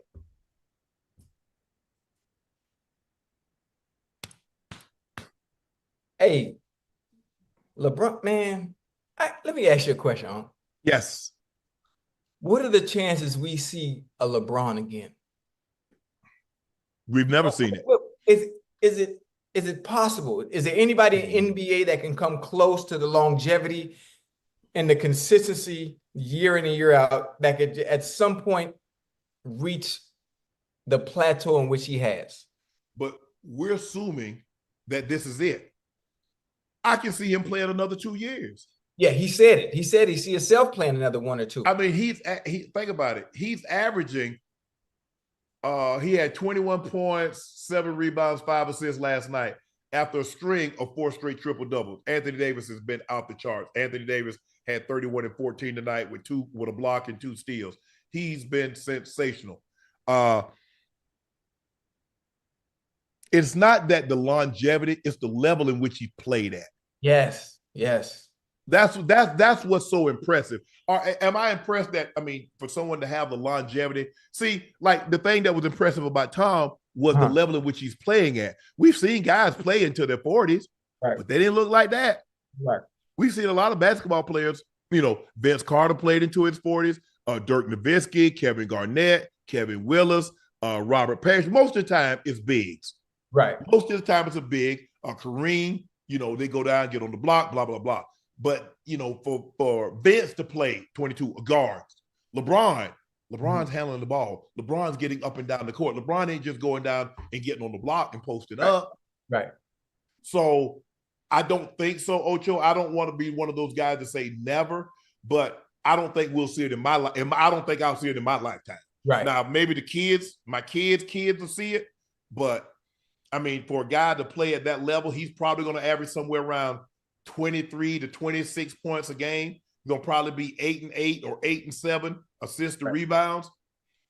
He still can go get you 30 on an efficient night. Like I said, he didn't shoot the ball well tonight. He was 8 of 19, 2 of 7, 3 of 5 for the free throw line, but he had 4 offensive rebounds. The thing is, out the turnovers, he had 6 turnovers. They only had 11. So he need to do a better job of cutting down the turnovers, but he's still playing at an extremely high level, Ocho. Yeah. And they've won 5 games in a row. Now they're 9-4, and I think they're going home, right?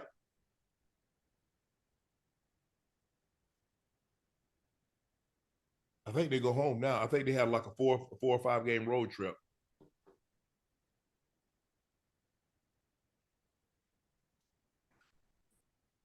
They have a 3-game road trip?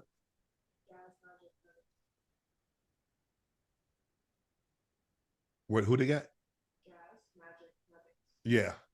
So that should be, I mean, that Nuggets game is going to be tough because Nikola Jokic is playing at. Hey, I mean, they got to say at some point in time, stop this notion. He's the best player in basketball.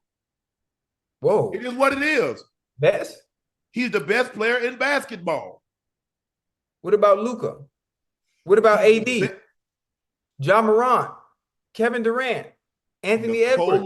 Nikola Jokic is the best player in the NBA. Damn. Period.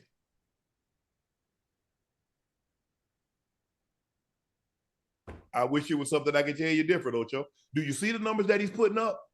I see the numbers that he's putting up. But I just wouldn't agree with him being the actually best basketball player in the world right now. Who's better than him? What are you basing it on? Huh? I just rung off a few names that are also putting up amazing numbers night in and night out. They put them on numbers like this.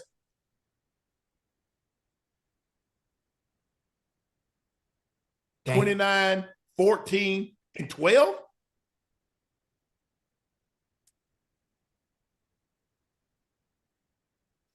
Shooting 50+%?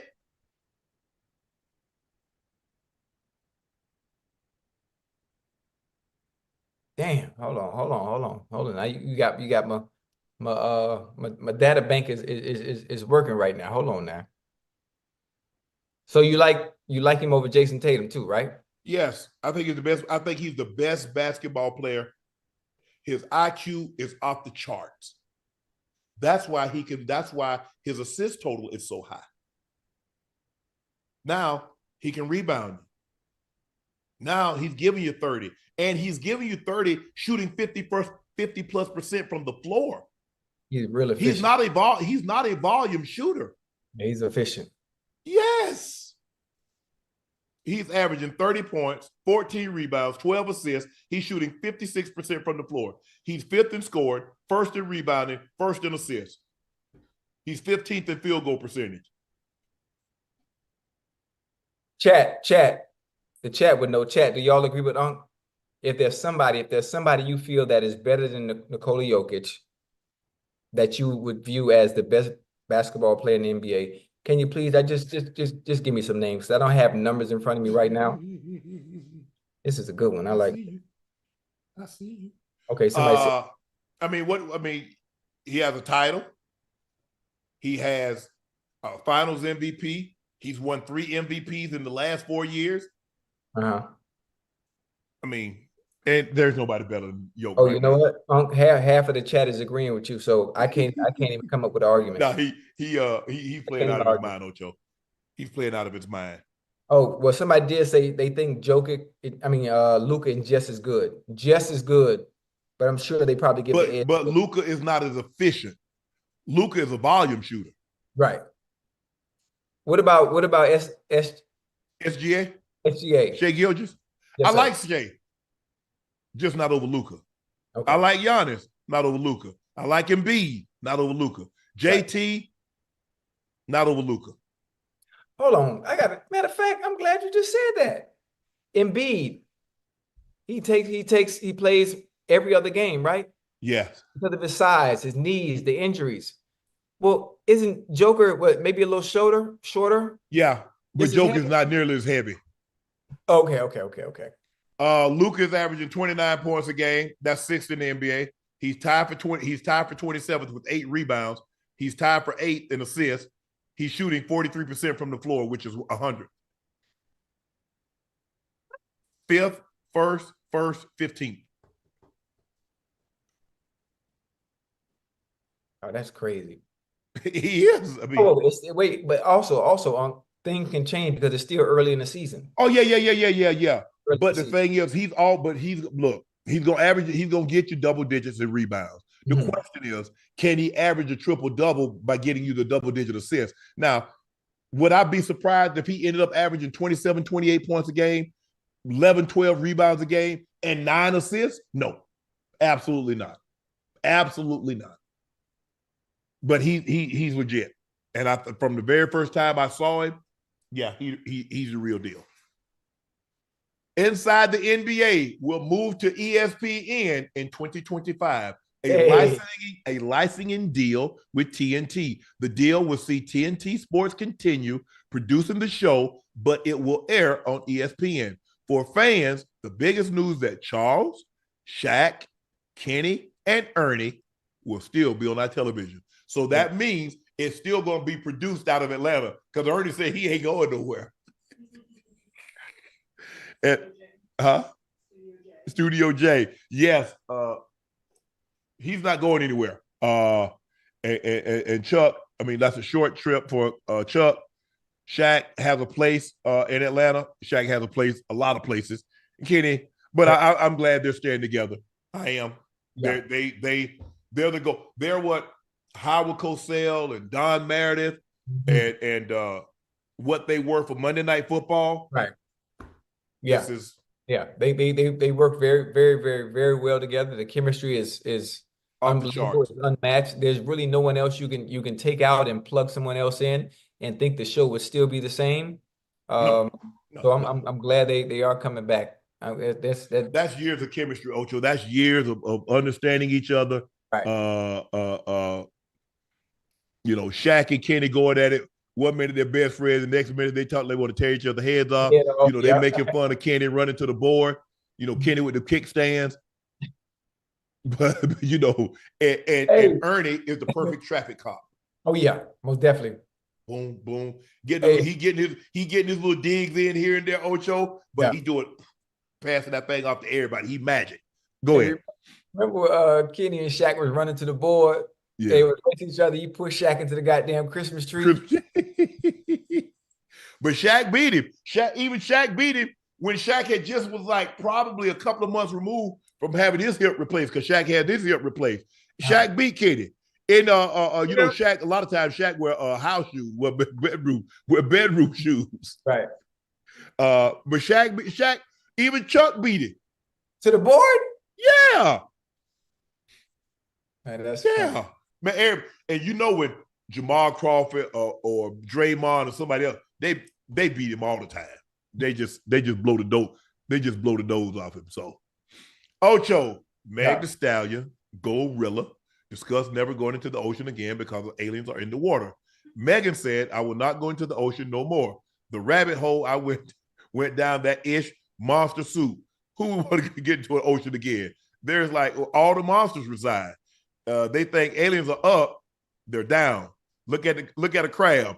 Gorilla said, do you think aliens are in the sea? Megan, the aliens are in the sea. Look at a crab. Look at it in the face. Next time you eat it. Damn, man, I think you might be overthinking it. Yeah. If they're aliens, the aliens do exist. They do exist. They're classified documents. I've heard about Area 51, wherever that may be.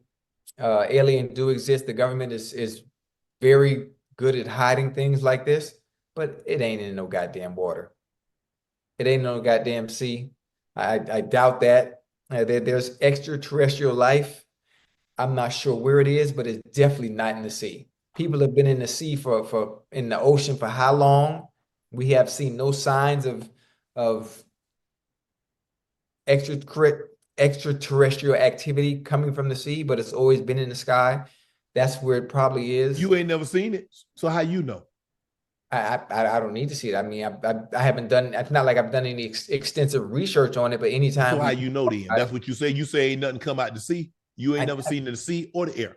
So how you know? I mean, it's just doubtful though. It's just doubtful with as much work as we as humans have done in the ocean. There have been no signs of it at all. So it's just doubtful. But there are aliens. You know, the government is hiding it very well, and it just at some point. Didn't they say a plane almost had a crash with one? With the UFO? Yeah. I don't know. I don't know how true that is. And you know, people always have these AI images of UFOs, and everybody thinks sometimes a shooting star might be a UFO, but it's not. It's not. What? They do exist though. I truly believe they do exist. I'm worried about these crazy mofos that I see all the time. I ain't worried about no aliens, something I ain't never seen. I see enough aliens walking around here right now doing some effed up ish. The ones you need to worry about are right down here on Earth. Exactly. I ain't worried about nothing in the sky. I ain't worried about nothing in the ocean. I'm worried about the aliens I walk past every day. Yeah, you said it right. Them the crazy ones. Hey, what up, buddy? What up, twin? Anybody that has how old are you? 2. So anybody got a 2-year-old Pomeranian? How much she need to weigh? How? You say between the weights of 5 and 8 pounds. Okay. Teddy Bear say I got something for her.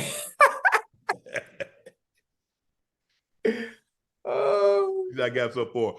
Ocho, Shemar Moore has social media riled up after he recently revealed while he has no plans to marry his girlfriend, the mother of his only child, Desiree Dizon. Moore explained to people that he views Dizon as a partner in crime. However, he's never seen marriage as a part of his plan. I didn't have good role model of marriage in my life. Not my mother, not my father, nobody close to me. I struggle with it. Who made that rule? I asked my mother one time, I'm like, if people get married, then what's this prenup thing? Oh, I love you. You're the most amazing person in the world, but sign this. So you don't trust the person. She's my partner. She's the mother of Frankie. Frankie has a dope ass mama, and I'm trying to be a dope ass daddy, and we going to do that till God calls my name. What do you think about that?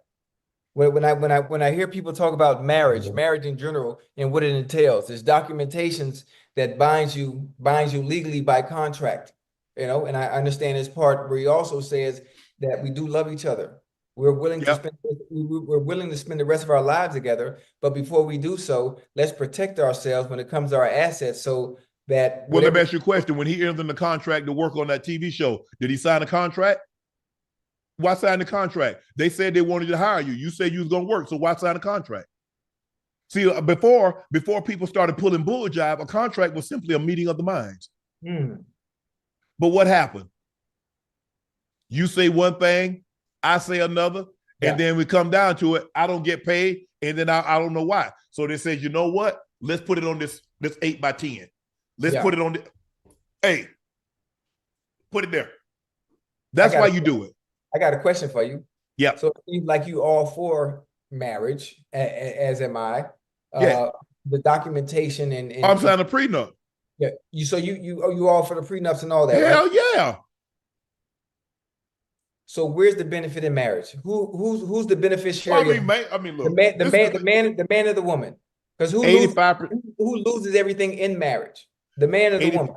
85% of the time, if a man gets married, he truly, truly loves because he's most of the time in an advantageous situation. God damn it.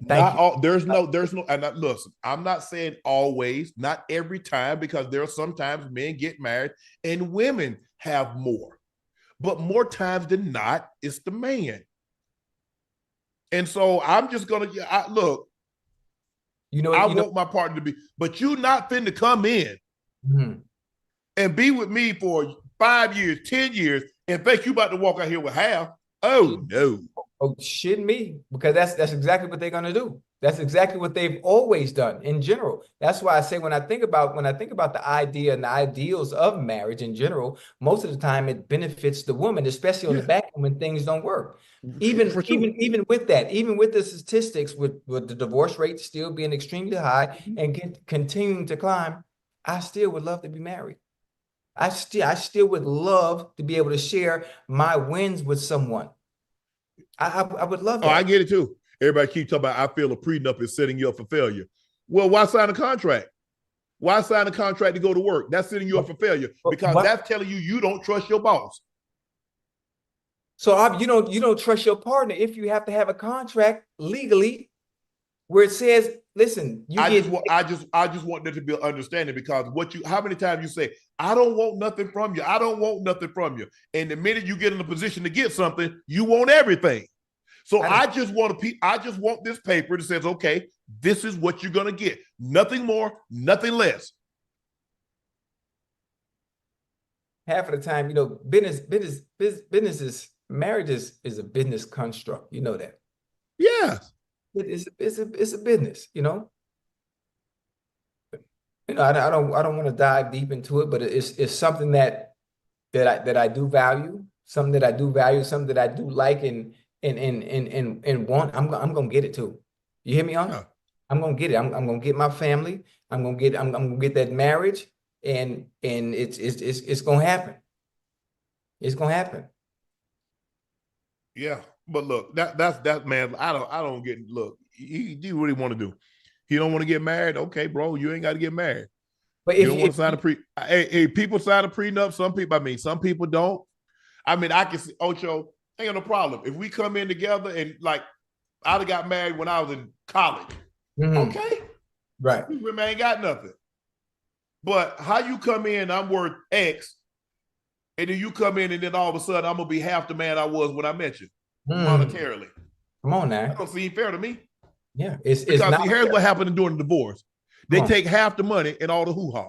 Now you tell me the fairness in that, Ocho. They take half the money and all the hoo-ha and they go to somebody else.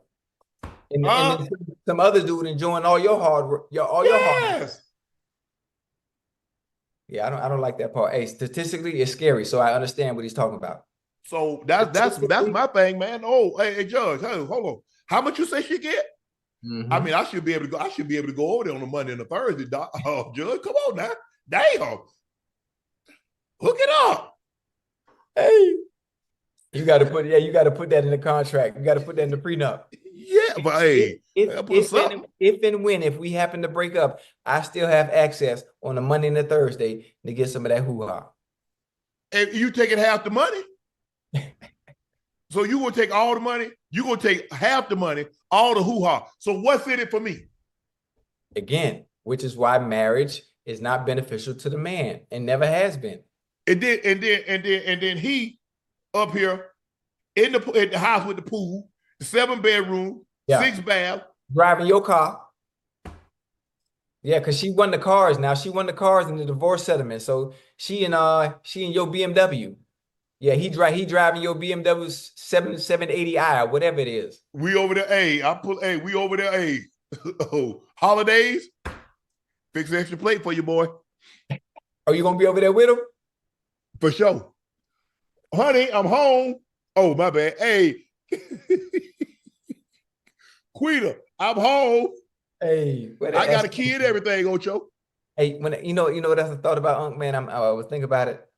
When I think about finances and women always wanting a man that's stable, that's financially. Yeah, I ain't got no problem with that. Yeah, but then I look at some of the wealthiest men in the world, and what it takes to keep a woman happy. And I think about the men that have the most money and still are unable to keep a woman happy. Right. You know, they have everything. They can give you everything. How is it still possible that the richest man in the world, the Jeff Bezos, the Bill Gates, the Warren Buffetts, or there's some other wealthy men of that status that have been married and they divorce? And sometimes you hear from the wives, I just wasn't happy. Like, well, so when you think about people, you're looking for happiness in someone else, though, Ocho. Happiness is not something that you find. Happiness is something that you create. Yeah, that's from you do that though. Right. I think that's the hard part. The responsibility of women being happy, it's the solely relied to for the man to make her happy. So I think that's where the problem lies. Yeah. Don't give me that responsibility. Because I already have enough on my plate. Please please don't make me be the reason you're happy. You already be happy. Man, women love to talk about it. Don't take much to make me happy. Stop it. Yeah, stop shitting me. The wind blowing your sad. Boy, listen. Oh, such and such pissed me off at work today. Damn. Now it's my job to come in and I gotta be Richard Pryor. I gotta be Richard Pryor. I gotta be Dr. Ruth.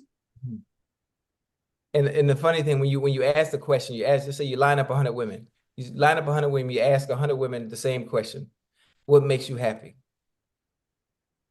And whatever makes them happy, it's never anything involving or having to do with you. Never. Never. Ever.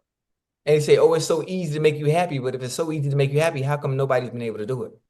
Not short term. Short term is easy. No honeymoon phase. Honeymoon phase? Oh my God. And they talk about talk to me when you get to year 3, you get to year 4, and see if the happiness is still the same. The same the love to do with you. Everything. Just be honest and communicate with us. Y'all don't like to talk it. I don't want to talk about it. You should know. What you mean? What happened to communication? Oh, what you want? You should know what I want for my birthday. You've been with me for 3 years. How you don't know? Yeah. What you want to eat tonight? Oh, you don't know what I want to eat? No, I don't. That's why I asked your ass. Hell, if I knew, I'd have just went and picked it up anyway. Yeah. And then you'd have got mad about why didn't you call and ask me what I wanted?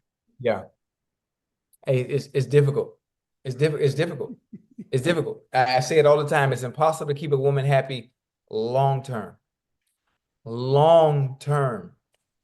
That's why so many. Stop listening to you. Women listen to other women that ain't even married. But then them group chats talk about and what they think is the ideal for a man. Mm-hmm. You ever had a man that was if you had a man, oh, I had this man and he's ideal, where is he now? Why didn't you keep him? He's ideal. If he was ideal, why is he gone now? Hold on. Another thing. He was ideal. He was perfect. Oh, he was everything. The man, hey, had a chick tell me one time, Ocho, she said, hey, you everything I want. He said, your height start with 6 and your weight start with 2. I can work with everything else.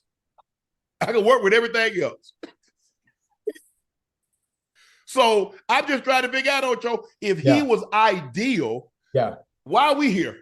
Yeah. Ask a woman her expectations from a man. Ask a woman her expectations and watch how unrealistic it sounds. It's a Build-A-Bear. It's a robot. But Ocho, there's not a man or woman created that's going to be everything that you want. You just hope they have enough of the qualities that what you're looking for, that the ones that they don't, you're okay with, they don't have them. Yeah. They have enough. Mm-hmm. But if you go to say, oh, I got 25 things and he need to have 23 of them, girl, we'll move on. Child, please. Yeah. No. Yeah. Denzel Washington clarifies that he's not retiring. I didn't say I was going to go into retirement. I said it has to be a level of interest to me.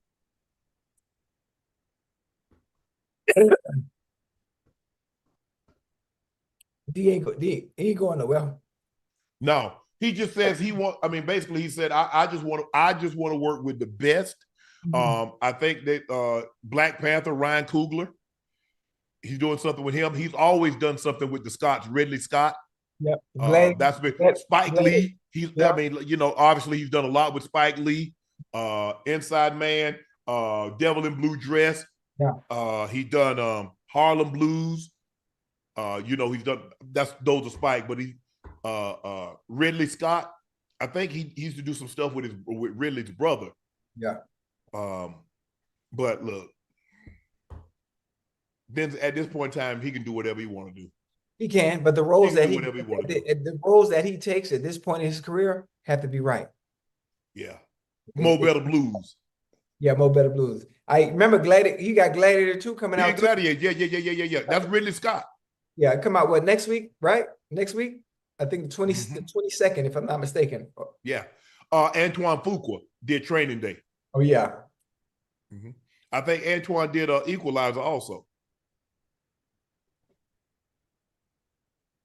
Manny Fresh claims that he wrote the hook to Who Let the Dogs Out by the Baja Men by accident. Fresh sat down with Nyla Simone and on the We Need to Talk podcast and shared how the hook became to be. I was programming something in the studio and the dudes who made the song, they were like, bro, could you help us with a song? I was just like, I'm busy doing something right now. And they were like, just like, give us a hook. So I was just like, who let the dogs out? Who? And close the door. Man, get the F out of here. And the song came out. I was like, wait a minute. I was just saying that to them in the studio. Yeah. Fresh changed musical history within help on the song. I didn't know that. I didn't either. Nobody, I don't think anybody knew that. And the funny, they changed it a little bit because it's Who Let the Dogs Out and it's a bark, the woof woof. Yes. Probably Manny Fresh probably said who like who let him out? Who let him out, right? They changed it to the bark. Yep. I wonder, does he get royalties for that or no? Hell no. So they stole his idea, basically. Yeah, that happens all the time. Yeah. That's why you better have copyright or patent it. Right. Damn, that's crazy. Now it's time for our last segment of today. It is time for Q&A.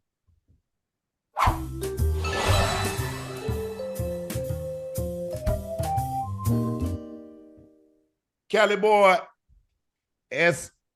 ASMR.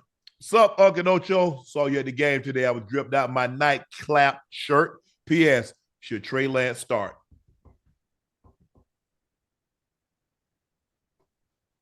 Wait, somebody they saw you?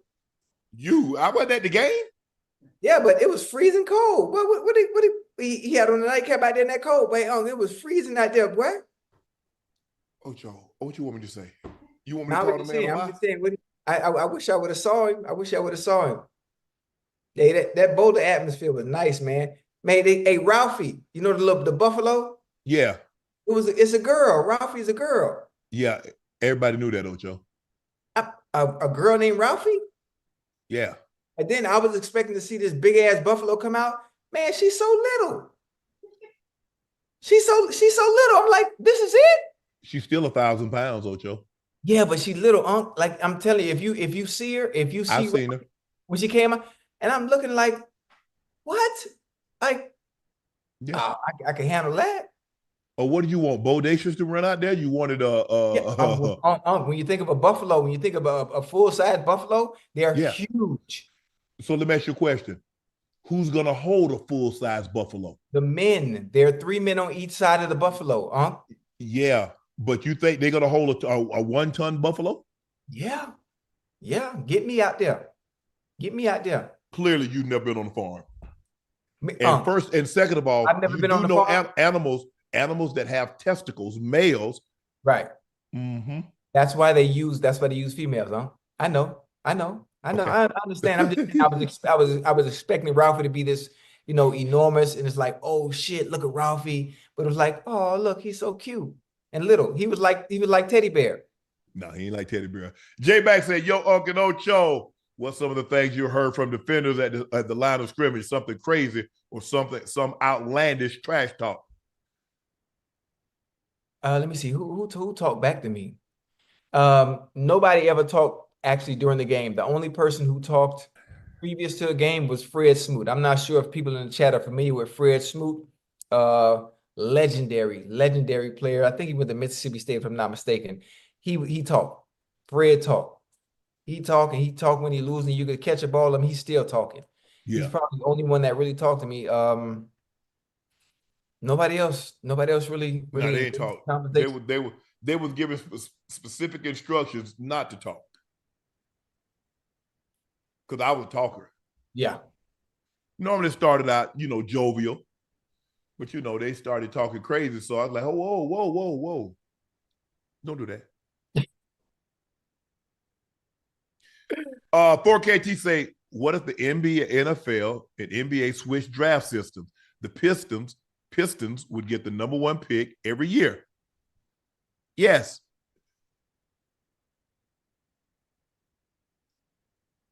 Then what would be their incentive to win? That's why they went to the lottery system, because teams were tanking to get the number 1 pick.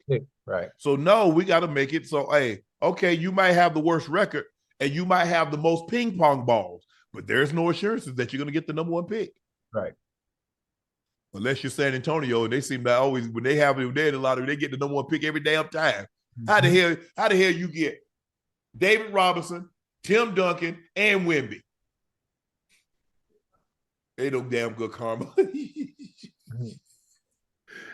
They got 2 first ballot Hall of Famers, MVPs. Yep. And Wemby looked like he's going to be, all of them was a rookie of the years. Mm-hmm. Tony Boy said, Unc Ocho, it's 2 seconds left in a tie game, 4th and goal. Brady at quarterback. Who's he throwing the ball to the game winner? You or Ocho? Ocho ain't gonna be able to run nothing but a slant. He can't elevate over nobody. Okay. Well, I got a 47-inch vertical, man. What you talking about? Well, you ain't never display it. Huh? You ain't never display it. I ain't have to, because nobody was ever that close to me where I had to. At the goal line, would you run out the goal line and catch it up in the stands? Oh, because I always score from far out. Exactly. Me. To answer your question, me. Carlin LeBreton. Happy birthday to my little boy, Sean, who turned 6 today. Sean, happy birthday. Your mom, Carlin, wants to wish you a happy birthday. She say you're the best little boy ever. I take her word for it. Happy birthday, young man. Happy birthday.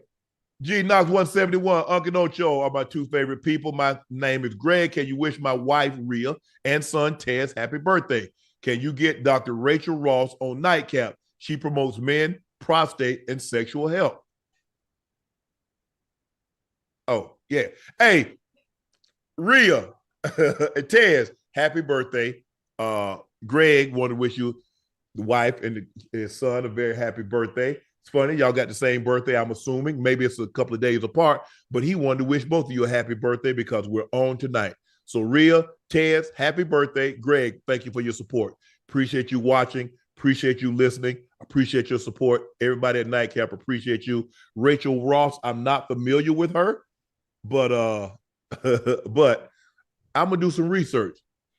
The roast bars got me with the sexual help. They do it really good. They do really good.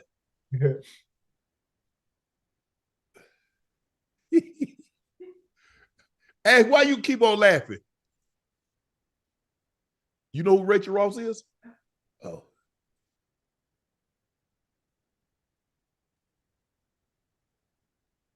I don't know anything about that. Thank you guys for joining us for Nightcap. College football style. Wait till y'all see us tomorrow. Oh, yeah, we're going to be on one tomorrow. Wait till you see them Bengals. Who y'all play tomorrow? We play the Chargers. I got the Chargers. What?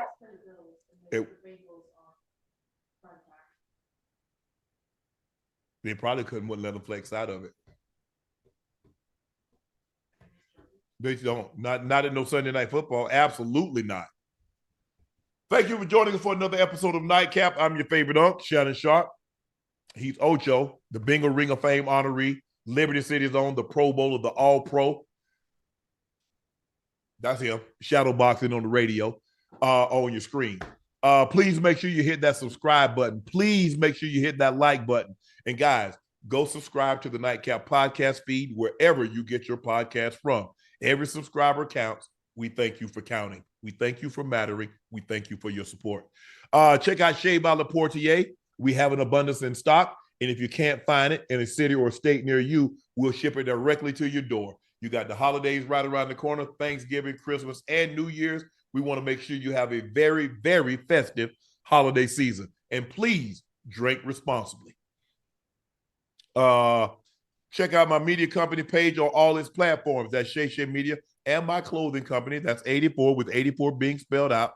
I was hell when I was well shirts. I lie for you before I lie to you. Nightcap hoodies, Stay With Me Now hoodies, and of course our best sellers, Unc Ocho tees, and we also have it in black. Quantities are limited, so make sure you grab yours while supplies last. The number 12 Georgia Bulldogs defeated the number 7 Tennessee Volunteers 31-14. Number 17 Colorado continues to roll, move to 8-2, 49-24 victors over the Utah Utes.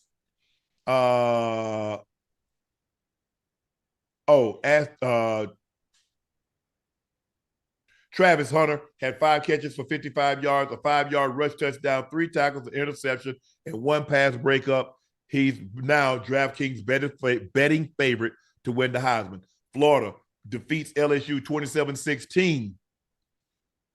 Oregon survives a scare on the road in Wisconsin, 16-13, as they outscored the Badgers 10-0 in the fourth quarter to stay unbeaten. Ashton Jeanty ran for 159 yards, 3 touchdowns, and now has 1,893 rush yards on the season.